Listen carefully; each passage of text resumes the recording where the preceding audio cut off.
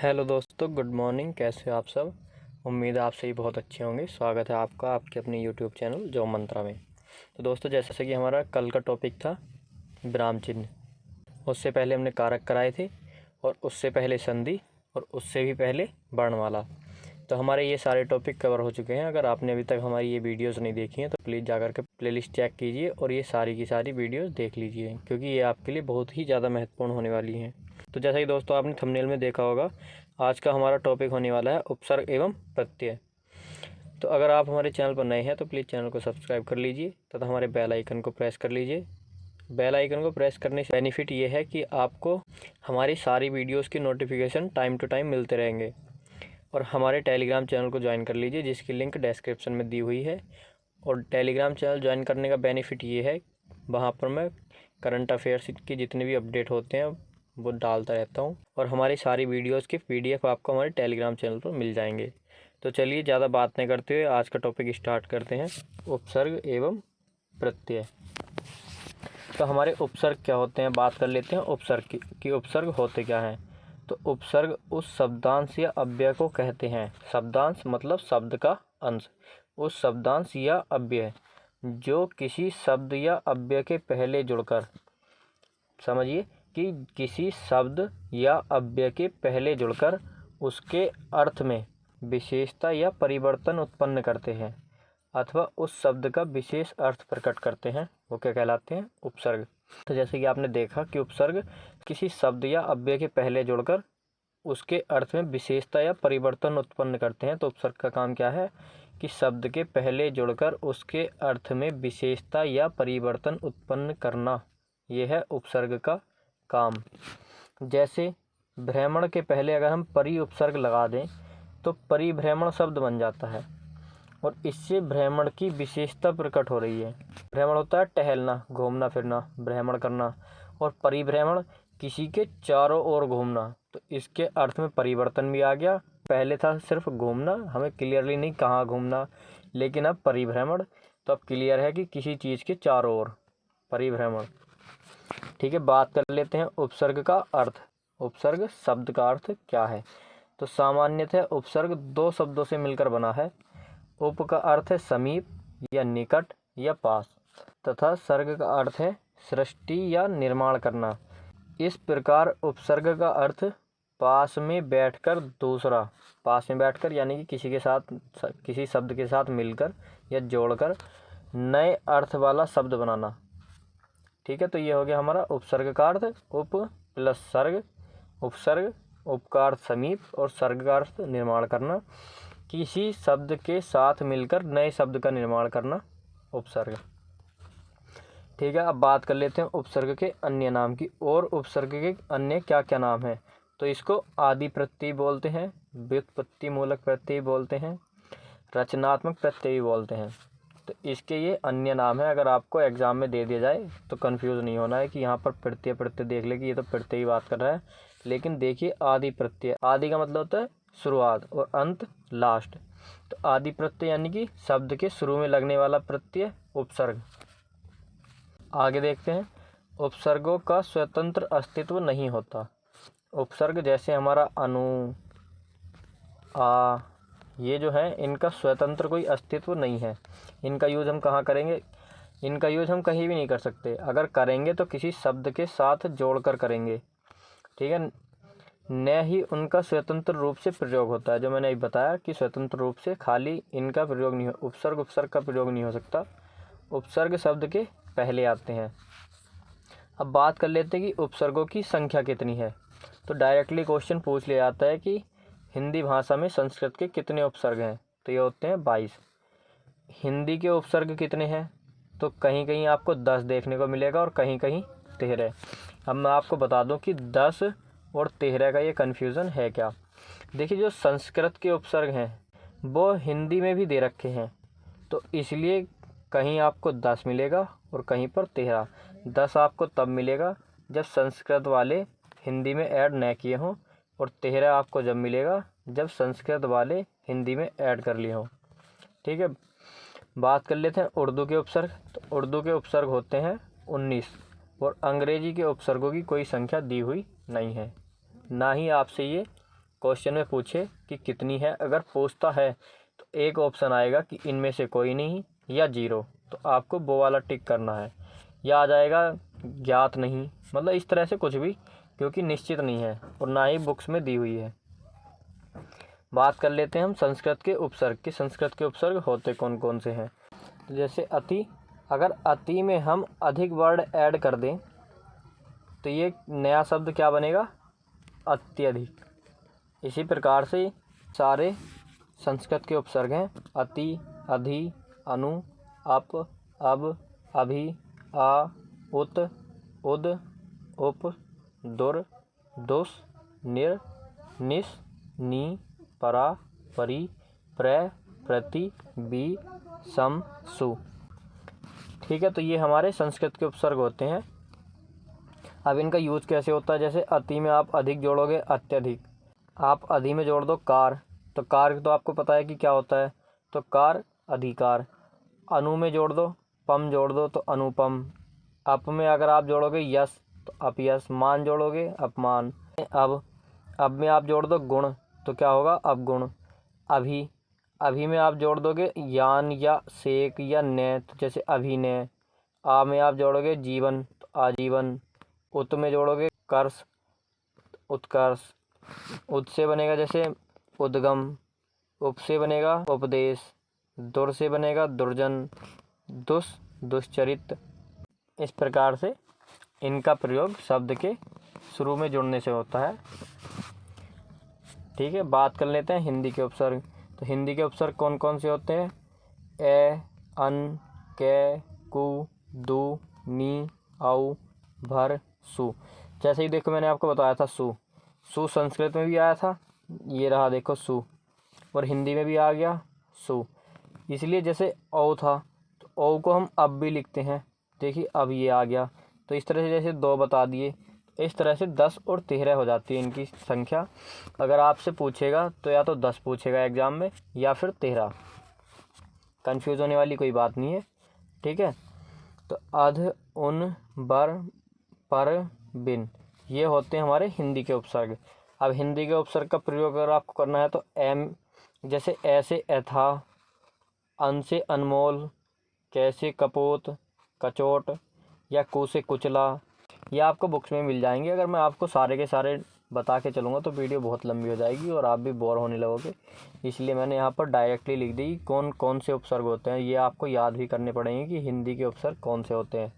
अगर आप बोलोगे तो मैं एक छोटी सी वीडियो ले आऊँगा सिर्फ ट्रिक के साथ कि हिंदी के उपसर्ग कैसे याद करने हैं और संस्कृत के उपसर्ग कैसे याद करने हैं। वो 5 या 7 मिनट की वीडियो होगी, वैसे तो 1 मिनट में आप उनको याद कर लो, लेकिन मुझे समझाना पड़ेगा तो इसलिए 5 या 7 मिनट की वीडियो होगी। अगर आप कहोगे तो मैं ट्रिक के साथ ले आऊँगा और सारे के सारे आपको 2 मिनट में याद।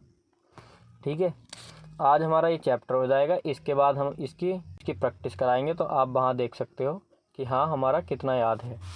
ठीक है, बात कर लेते हैं अरबी फ़ारसी के उपसर्ग। तो अरबी फ़ारसी के उपसर्ग कौन कौन से होते हैं, तो ये होते हैं अल, कम, खुश, गैर, दर, ना, या फिल या फ़ी, बे, बद, बर, बे, बिल, बिला, ला, सर, हम, सर। ठीक है, तो ये हो गए हमारे अरबी या फ़ारसी के उपसर्ग। अंग्रेजी के उपसर्ग, अंग्रेजी के उपसर्ग की तो कोई संख्या निश्चित है नहीं, लेकिन देख लेते हैं कि हमारे अंग्रेजी के उपसर्ग कौन कौन से होते हैं। तो जैसे सब, deputy, vice, general, chief, head, इस तरह से हमारे अंग्रेजी के उपसर्ग हो जाते हैं। जैसे सबसे सब इंस्पेक्टर, डिप्टी कमिश्नर। ठीक है, तो इस तरह से जैसे हेड ऑफिस, इस तरह से हमारे इंग्लिश के उपसर्ग। बात कर लेते हैं हम प्रत्यय की कि प्रत्यय क्या होते हैं। उपसर्ग तो हमने देख ली कि उपसर्ग क्या होते हैं और उपसर्गों की संख्या कितनी होती है। अब बात कर लेते हैं प्रत्यय की कि प्रत्यय क्या होते हैं। प्रत्यय बना है प्रति प्लस अय से मिलकर। प्रति का अर्थ होता है साथ में किंतु बाद में, उपसर्ग पहले, प्रत्यय बाद में। अय, अय का अर्थ होता है चलने वाला, तो इस शब्द का अर्थ क्या हो गया, साथ में लेकिन पीछे पीछे, यानी कि पीछे चलने वाला। तो आप डेफिनेशन से ही समझ रहे हो, शब्द के बाद में चलने वाला, यानी कि जो शब्द के बाद में जुड़ेगा वो प्रत्यय। जो शब्दांश शब्दों के अंत में जुड़कर उनके अर्थ में विशेषता या परिवर्तन ला देते हैं तो वे क्या कहलाते हैं? हमारे प्रत्यय। जैसे दयालु, तो दया शब्द के अंत में आलू जोड़ने से अर्थ में विशेषता आ गई, अतः यहाँ आलू शब्दांश प्रत्यय यानी कि शब्द का जो अंश है वो है आलू, और आलू हमारा प्रत्यय है। दया शब्द में जोड़ा तो परिवर्तित होकर नया शब्द बना दयालु। ठीक है। प्रत्यय का अपना अर्थ कुछ भी नहीं होता, जैसे उपसर्ग का अपना कोई अर्थ नहीं होता, उसी प्रकार से प्रत्यय का भी अपना कोई अर्थ नहीं होता, और न ही इनका प्रयोग स्वतंत्र रूप से किया जाता है। ना ही उपसर्ग स्वतंत्र रूप से आ सकते हैं, ना ही प्रत्यय स्वतंत्र रूप से प्रयोग किए जा सकते हैं। अब देख लेते हैं प्रत्यय के भेद। प्रत्यय के भेद कितने होते हैं और कौन कौन से होते हैं। सबसे पहले कृत प्रत्यय, नंबर 2 तद्धित प्रत्यय। तो अब बात कर लेते हैं कृत प्रत्यय क्या होते हैं और तद्धित प्रत्यय क्या होते हैं। वे प्रत्यय जो क्रिया के मूल रूप यानी धातु, क्रिया के मूल रूप, यहाँ पर बहुत ही ध्यान देने वाली बात है, क्रिया के मूल रूप यानी धातु में जो जोड़ दिए जाते हैं कृत प्रत्यय कहलाते हैं। कृत प्रत्यय से बने शब्द कृदंत, कृत प्लस अंत, कृदंत शब्द कहलाते हैं। अब बात कर लेते हैं कि एग्जाम में कैसे पूछा जाएगा।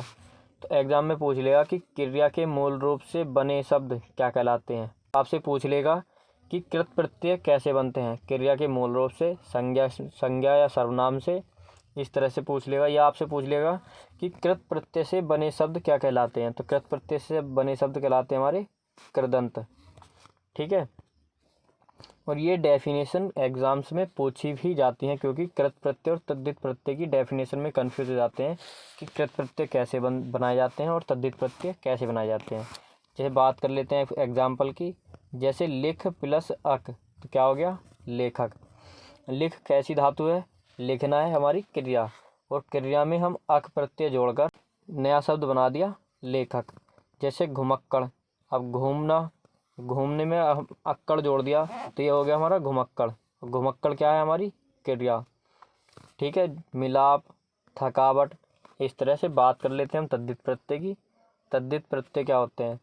तो वे प्रत्यय जो क्रिया के मूल रूप यानी धातु को छोड़कर, देखिए यहाँ पर धातु को छोड़कर, कृत प्रत्यय में क्रिया के मूल रूप धातु में जोड़ा था, और यहाँ पर क्रिया के मूल रूप धातु को छोड़कर अन्य शब्दों, संज्ञा, सर्वनाम, विशेषण व अव्यय में जुड़ते हैं तद्धित प्रत्यय कहलाते हैं। कृत प्रत्यय में क्रिया के मूल रूप धातु में जुड़े थे, और तद्धित प्रत्यय में संज्ञा, सर्वनाम, विशेषण तथा अव्यय में जुड़ेगा। ये चीज़ आपको बहुत ही ध्यान से याद रखनी है, संज्ञा, सर्वनाम, विशेषण तथा अव्यय। ठीक है। तद्धित प्रत्यय से बने शब्द तद्धितांत शब्द कहलाते हैं। कृत प्रत्यय से बने शब्द कृदांत, तद्धित प्रत्यय से बने शब्द तद्धितांत। एग्जाम्पल देख लेते हैं। जैसे सेठ प्लस आनी, तो ये हो गया सेठानी। सेठ क्या शब्द है? सेठ संज्ञा है, शब्द है, और आनी प्रत्यय, तो क्या बना? सेठानी। भूखा, भूख क्या शब्द है? भूख है भाववाचक संज्ञा। प्यासा भाववाचक संज्ञा। झगड़ालू, ये भी भाववाचक संज्ञा बना है, झगड़ा से, प्यासा प्यास से, भूखा भूख से। तो संज्ञा, सर्वनाम या विशेषण से बने शब्द तद्धित प्रत्यय, और तद्धित प्रत्यय से बने शब्द तद्धितांत शब्द। ठीक है। आगे पढ़ते हैं। इस प्रकार कृत और तद्धित प्रत्यय में मूल अंतर। अब बात कर लेते हैं कृत प्रत्यय और तद्धित प्रत्यय में मूल अंतर क्या है। तो मूल अंतर यह है कि कृत प्रत्यय धातु में लगते हैं, जबकि तद्धित प्रत्यय धातु भिन्न शब्दों में लगते हैं। कहने का मतलब यह है कि कृत प्रत्यय धातु में जुड़ने से लगते हैं, और तद्धित प्रत्यय धातु से अलग जो शब्द हैं, धातु से भिन्न शब्द, तो उनमें लगने से तद्धित प्रत्यय। दोनों प्रत्ययों में समानता, बात कर ली जाए समानता, दोनों शब्दों से, दोनों प्रकार के प्रत्यय से बनने वाले शब्द संज्ञा या विशेषण होते हैं, ये इनकी समानता है। ठीक है। अब देखिए इम्पोर्टेंट चीज़, मैंने कल भी बताया था कि वीडियो लास्ट तक देखा कीजिए, पता नहीं ट्विस्ट कहाँ मिल जाए। ये लाइन पढ़िए आप। इतिहास या स्रोत के आधार पर हिंदी प्रत्यय को 4 वर्गों में विभाजित किया जाता है। अब यहाँ से सीधे सीधे आपसे क्वेश्चन पूछ लेगा, इतिहास या स्रोत के आधार पर हिंदी प्रत्ययों की संख्या, या इतिहास या स्रोत के आधार पर हिंदी प्रत्ययों को कितने वर्गों में विभाजित किया गया है। कितने वर्गों में विभाजित किया गया है? 4 वर्गों में। अगर आपने ये पढ़ा नहीं होगा तो आपको क्या पता कि प्रत्यय कितने प्रकार के होते हैं। आप लगा दोगे 2 प्रकार के, कृत प्रत्यय और तद्धित प्रत्यय। लेकिन उसने पूछा है इतिहास या स्रोत के आधार पर, तो इतिहास या स्रोत के आधार पर कितने होते हैं? 4। कौन कौन से? नंबर 1 तत्सम प्रत्यय, तद्भव प्रत्यय, देशज प्रत्यय और विदेशज प्रत्यय। तत्सम प्रत्यय कौन से होते हैं? जो तत्सम शब्दों से बने होते हैं। तद्भव, तद्भव शब्दों से। देशज, देशज शब्दों से। विदेशज, विदेशी शब्दों से। विदेशी से मतलब अरबी, फारसी या इंग्लिश।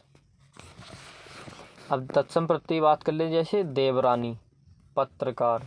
तद्भव प्रत्यय कुम्हार, लेखक।